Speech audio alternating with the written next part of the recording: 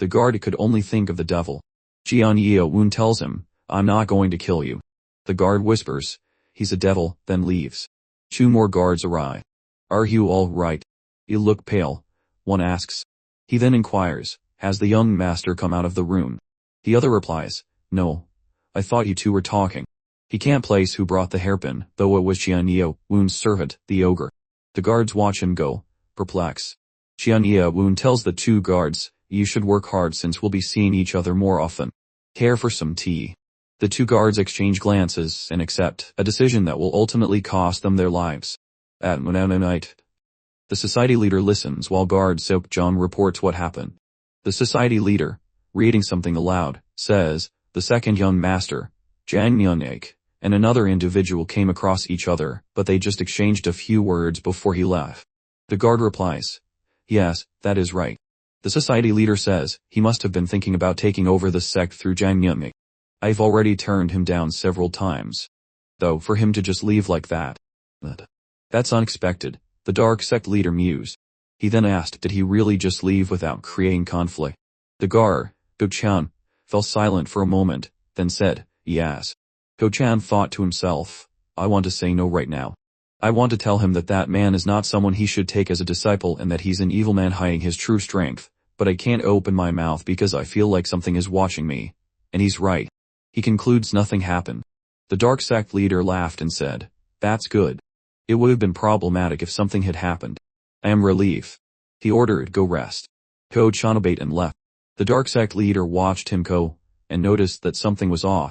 Someone who was eavesdropping using a stealth technique called out to the dark sect leader and said, "I feel like that report wasn't complete." He answered, "You think so too?" He began to think Go-chan looked anxious and pale. The report seemed to have missing parts, too. For the second young master to leave just like that, as if convinced, he thinks something definitely happened to Seok-jong. He orders, "Have someone keep an eye on Seok-jong. Keep an eye on everyone in Mok Jae-youngwoon's residence too. And report to me." The eavesdropper obeys and departs. Only the trace of his power remains. Once he's gone, the dark sect leader sighs, opens a safe with a key, finds a scroll, reads it, and allows himself a small smile. After a week, the dark sect leader had new problems to worry about. The first was Mok Jae-youngwoon's talent. He ordered Mok Jae-youngwoon to demonstrate how much he knew of the ghost shadow claw technique, and Mok Jae-youngwoon performs it perfectly as if he had been training for ages. He asks a servant about it. The servant replies, "Young Master Mok just reads books in his room." The only thing they observed was that Mok Jae-youngwoon didn't do anything unusual. After her answer, he thinks, "Then are you telling me he learned a technique perfectly just by watching it once?" It's a reality hard to accept. He gives Mok Jae-youngwoon another technique to learn, but the results are the same. He knew that Mok Jae-youngwoon was talented, but not to this extent. The dark sect leader thinks he basically does not need teaching. A talent that was more than shocking. It was terrifying. The dark sect leader changed his method of teaching, and simply answered any questions Mok Jae-youngwoon had. But the questions Mok Jae-youngwoon asked were unexpected. The dark sect leader is surprised and Mok Jae-youngwoon asks, "I heard that you wear a mask. How was it made?" He did not ask a single question about martial arts. Instead, he asked about the dark sect's secret techniques. The dark sect leader wonders, is he interested in things other than martial arts? That became his second worry. The next day, the dark sect leader asks another guard who brought a report, "Is this true?" And he answers, "Yes." The dark sect leader says, "That's hard to believe." The dark sect leader did not believe in trust. Trust is necessary to teach someone the dark sect's secret techniques. He did not yet trust Mok Jae-youngwoon, and therefore did not teach him the final third move of the flying ghost blade technique nor the secret techniques. Because of this, he had his subordinates look into the Mok's sword manner as well as Mok Jae-youngwoon 3 days ago. I thought that his family would have raised him with utmost care since he's so talented, but that was not the case at all. Plus, his martial skills were only third. He could not help but be shocked at the report. The one thing he could assume was that Mok Jae-youngwoon probably had complaints about his status in the household. He gives the report back to the soldier and says, "This is not good enough to discern anything. Find out more." And the last and third worry. This was the biggest worry. He thinks, "What should I do? I had someone wash Mok Jae-youngwoon, but strangely enough, nothing was amiss." He spent his days training martial arts, eating, cultivating chi, and reading. He did not stray from this routine. Suspicious, he thinks it's way too regular. Too much so, he asks, is he threatening the people watching him? The dark sect leader grew even more doubtful.